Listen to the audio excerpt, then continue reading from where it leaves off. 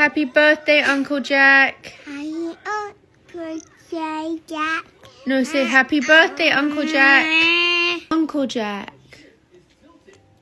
Happy birthday, Uncle Jack. I love you. I love you.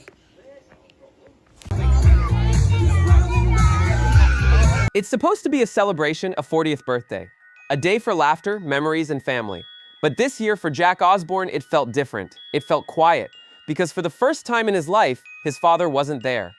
And the big hair got smaller and smaller, and those tips just got frostier and frostier. What? It's like Duran Duran and Jerry Seinfeld had a kid. It's called fashion, Jack. The 80s was such a dark time. Jack's birthday without Ozzy. On November 8th, 2025, Jack turned 40. And though his sister Kelly filled Instagram with old family photos, snapshots of the past, of smiles that once filled every room, her words told the truth behind the smiles. Can you say happy birthday, Uncle Jack? Happy 40th birthday, little brother. I know this one's bittersweet, she wrote. We've had each other's backs the whole way, and Dad is and was so proud of you. Each picture in that post told a story, a father holding his son backstage, a family laughing in chaos, the Osbournes at their loudest, their happiest, their realest. Now those moments feel like postcards from another time. Jack's eyes in the old photos are full of light, the kind only a son who idolized his father can carry. And even now, through the heartbreak, that light hasn't gone out. Busted! I'll fucking bust your ass, man. Don't fuck with knives, man. Don't go out with a fucking t-shirt with cocaine on your fucking t-shirt and a fuck. Give me the fucking knife. It's been about 6 weeks since my father passed. Because this year, Jack didn't just celebrate turning 40, he celebrated surviving the hardest year of his life. This year. Before he went on stage, I just gave him a big hug.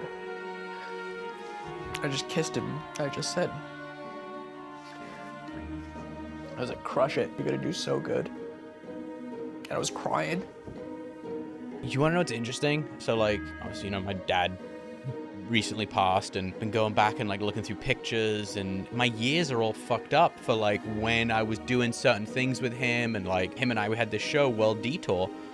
And when we were filming that show, it was a really stressful time in my life just because of marriage and kids and, and divorce kind of happened in that same window.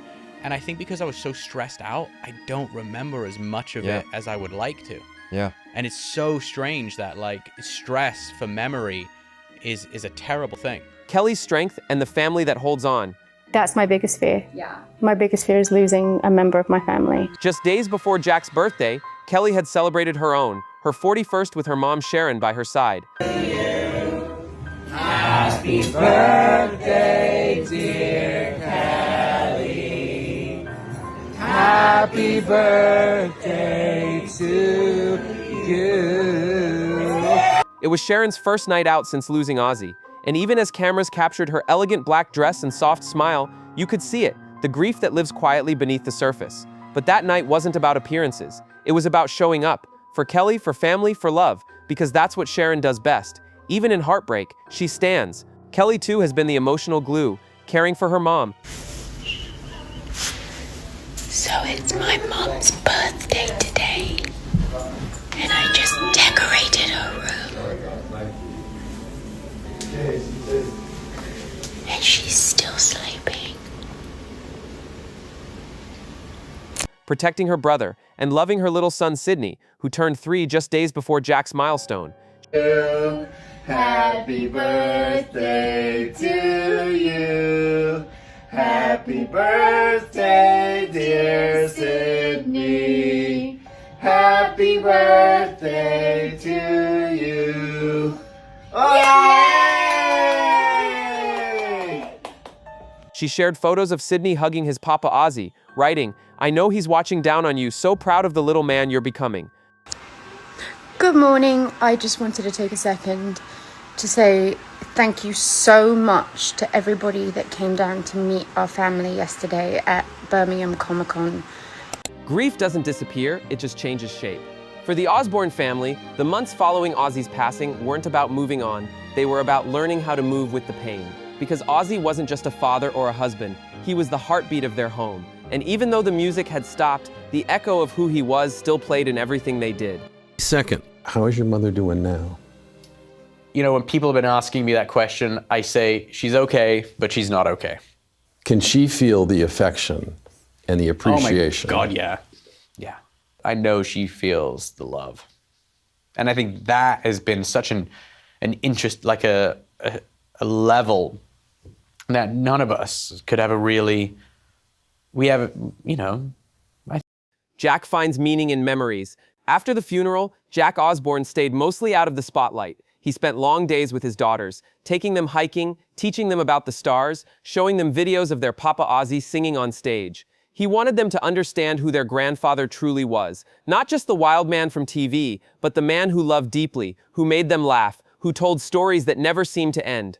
Jack once said in an interview, "My dad was chaos, but he was also comfort." That contradiction, loud and loving, wild but warm, became the essence of how Jack remembered him. Great memories. Really good memories. Hello, little sibling.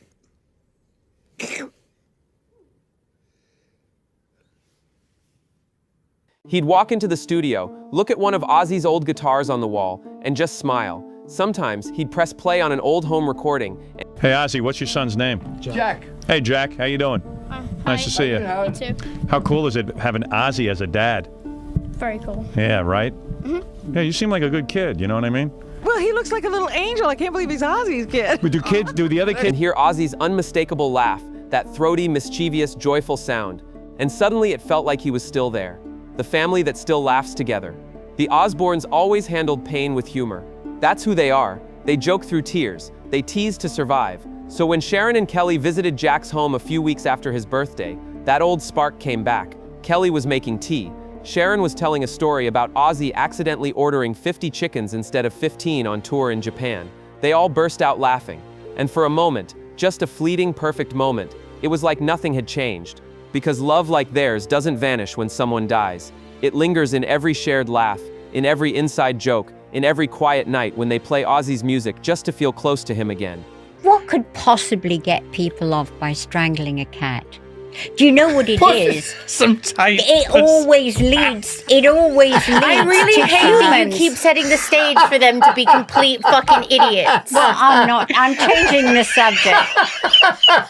What did I just miss? Why are they laughing? Oh, Mum. What did I miss? You're both ridiculous, immature, and children, and I hope that you both never see a pussy again in your life. What did I miss? Mum, I'm getting you a chastity belt. Oh my God. Sharon's quiet courage. For Sharon Osbourne, life after Ozzy has been an act of strength and survival. She once said, "I lived for that man. I still do." And you can see it, in the way she still wears her wedding ring, in the way she talks about him as if he's just in another room. Behind the cameras though, her grief is real and raw. In the upcoming BBC documentary Sharon and Ozzy Osbourne Coming Home, she opens up about those final months, the sleepless nights, the hospital visits, and the painful reality of watching the man she loved fade. Kelly said it best, "Watching my mum care for him through it all." Out. The debris was rubbing on his spinal cord. He would literally be crying in pain some days. Before I'll be talking to you. Ozzy's final goodbye. It's been said that Ozzy's last concert, Back to the Beginning, was his greatest goodbye, a living tribute, a final love letter to his fans, his music, and his family. Sitting on a throne in Birmingham, his hometown, Ozzy performed Crazy Train, Iron Man, and Mama, I'm Coming Home. Behind the stage, Jack hugged him tight. "Crush it, Dad. You're gonna do so good." Those were Jack's last words to him before the show. You know, my dad was a special guy. You know, he wasn't just a father. To me, he was my colleague. We worked together in so many capacities. There was a period where I was between houses and I moved back in with him, so he was my housemate, you know, in my late 30s, and it was awesome. Me and the kids were living here. Just a friend, a text buddy, a joke cracker. Like, I was so lucky. I had such a great relationship with him, and I'm so grateful. I'm so grateful that he was my father. And I'm sure people think, well, yeah, why wouldn't you be? But it's not. The material component of it pales into comparison for the stuff that really, really made him a father. You know, he was deeply complicated. He was funny and weird and awkward and clumsy and just hilarious and so insightful. I've said this before, but I think my father was probably one of the most deliberate people you've ever come across. He didn't know they'd be his final words to him ever. From the crowd, the Osbournes watched with pride. They cried, not out of sadness but love, because they knew this was the goodbye Ozzy wanted, loud, honest, full of fire. 17 days later, he was gone, and yet, something about that night made the loss a little easier to bear, because he left doing what he loved, surrounded by the people he loved. As Jack later said, it wasn't a funeral, it was a living wake. You know, some rock stars were slagging you off and kind of being like, oh, he's just clout chasing, he's jumping on the bandwagon of, you know, Ozzy passing. But I kind of wanted to use this opportunity to talk about that because, you know, you've been so, and as a family, we've talked about this, you've been so graceful over the last 2 months. Kelly plans to release a charity project in his name, something that gives back to young musicians fighting for their first chance, just like Ozzy once did in Birmingham. And Sharon, she's producing Coming Home, not just as a documentary, but as a love story, her final gift to him, because for her, it's not about closing the chapter, it's about making sure everyone knows who Ozzy truly was. Not just the Prince of Darkness, but the man who loved dogs, who cried at his children's birthdays, who laughed until he couldn't breathe, who called Sharon his rock and roll queen.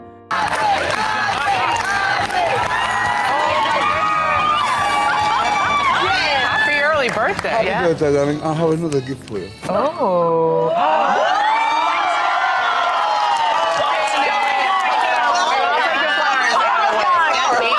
The Osbourne legacy. Now, when you see Jack, Kelly, or Sharon, you can still feel Ozzy there, in every smile, in every laugh, in every bloody hell that slips out of their mouths.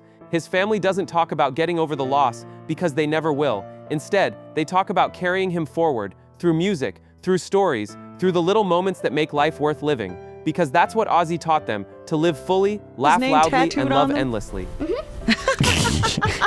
This one guy came up to us in Malibu and said, oh, I had your, you signed my arm and I had it tattooed on. Yeah, that's... Jack once said quietly in an interview, he's not gone, he's just on tour somewhere else. And maybe he's right. Maybe somewhere Ozzy's still performing bat wings on, mic in hand, laughing that wild, beautiful laugh, while his family down here keeps the fire burning. Because in the Osbourne family, love doesn't fade, it just amplifies, like the sound of a guitar echoing long after the song has ended. We were sitting in the doctor's office yesterday and these two old women were looking at him like this. You should have told him that's Ozzy. Then there's Sharon, the woman who lived every moment of her life beside Ozzy Osbourne. For more than 4 decades, she was his wife, his manager, his protector. Through addiction, chaos, sickness, and fame, she never left his side. And when he died in July 2025 at 76 years old, she said nothing for a while.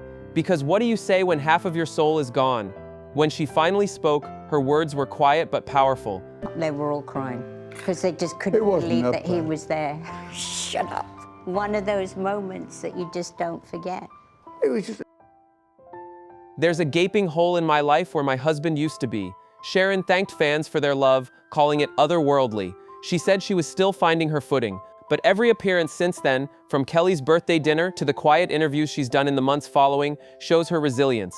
She's a woman who refuses to let grief steal her grace, because even though Ozzy is gone, the life they built together still surrounds her, in her children, her grandchildren, and in the memories that refuse to fade. Jack, the son who carries the torch. Through all of it, Jack Osbourne has become the family's anchor. He's the one who speaks when words are hardest to find. In interviews, he talks about his father with a mix of pain and pride. On Good Morning America, his voice trembled as he said, "None of us expected it to be like this. The outpouring of love has been overwhelming. Mum's okay, but she's not okay." Jack's honesty has made him the emotional compass of the Osbournes. He doesn't hide his tears, he doesn't pretend to be strong all the time. And maybe that's why people feel so connected to him. I had a bad fall. I had to have surgery on my neck, which screwed all my nerves in. And I found out that I have a mild form of... It's Parkin 2. Because grief, when shared, becomes a bridge instead of a wall. But even in pain, Jack still defends his father's legacy. When a tribute to Ozzy by Youngblood was met with criticism, Jack couldn't stay silent. He broke down in tears, saying, "It breaks my heart. My dad fought his whole life for rock and roll to be alive and inclusive. Seeing people tear down someone paying respect, that's not what this music's about." And when Youngblood hugged him and whispered, "I did it for him, for all of us," Jack smiled through tears and said softly, "Dad would have loved it." Because that's who Ozzy was, wild, imperfect, full of love, and that's who Jack is becoming, grounded, honest, carrying the flame forward with quiet strength. Ozzy the father, they'll never stop hearing. Oh my God! That scared me! That scared me too!